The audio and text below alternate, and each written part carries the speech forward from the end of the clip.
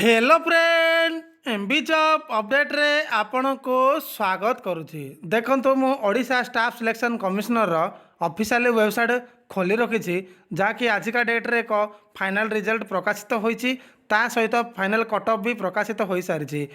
वीडियोटी देखा पूर्व आपण मानक कही रखुछि जे चैनल को जितेबाला आपण मैंने नुआ होइतिबे देन एबे ही सब्सक्राइब करदेबे ऑल नोटिफिकेशन उपरे क्लिक करदेबे वीडियोटी को कम्प्लीटली देखिए। देखंतु आजिका डेट रे 10 मे 2022 रे एडी रिजल्ट प्रकाशित होईछि। List of the candidate provisional short list for the certificate verification for the post of soil conservation extension worker 2019 view PDF पर क्लिक करवा। चलतु पीडीएफ रे केते कट ऑफ जाइछि आउ केउ केउ कैंडिडेट माने सिलेक्शन होइचंती देखिबा।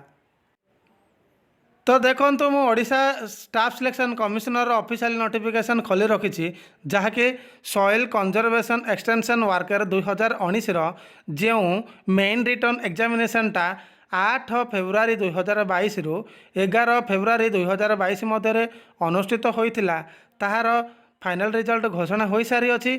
ता सहित जो सर्टिफिकेट वेरिफिकेशन डेट घोषणा होइछि जहाँकि 23/5/2022 ठारू 25/5/2022 मध्य जहाँकि सर्टिफिकेट वेरिफिकेशनटा हम। देखु ये आपण मैंने स्क्रीन रे देखिपे 402 जन पिला को जहाँकि soil conservation extension worker 2019 selected होती। ये आपण मैंने स्क्रीन रे देखिपे नचेत वीडियोटा को पॉज करके आपण मैंने देखिपारे नचेत मो वीडियोर डिस्क्रिप्शन रे डायरेक्ट टेलीग्राम चैनल देदेवी आपण डायरेक्ट सेठू जाकि पीडीएफटा डाउनलोड करी आपण मैंने यार पीडीएफटा को देखिपारे। देखो टोटाल 220 मार्क जहाँकि फाइनल थिला जो थे कट ऑफ जाइए। देखु पीडब्ल्यूडी जाइए 56.24 प्लस सेमती जाइए। देखो पीडब्ल्यूडी वुमेन जाइए 40.79221 से देखो एक्स सर्विस मैन 108.7358 जाइए।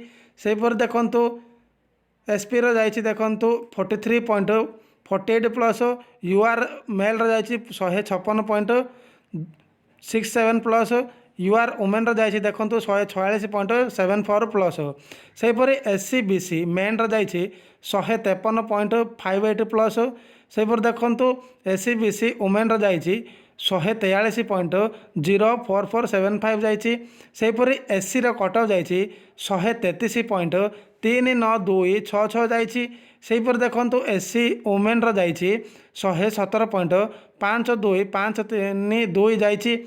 एसटी मेल जाइए 110.90335 जाइए। सेपरी एसटी वुमेन जाइए 102.74629। तो ये थिला जहाँकि soil conservation extension worker final result cut off. वीडियोटी भल लगी जितेबाला सांगसाथी मानक शेयर करदे लाइक करदे सब्सक्राइब करने सहित बेल आइकन को दबाको जमती भूलें जहाँफल एमतीका ऑल गवर्नमेंट जॉब अपडेट सर्वप्रथम आपण मैंने इनफॉरमेशन टी पाई पारिबे। जय हिंद जय भारत।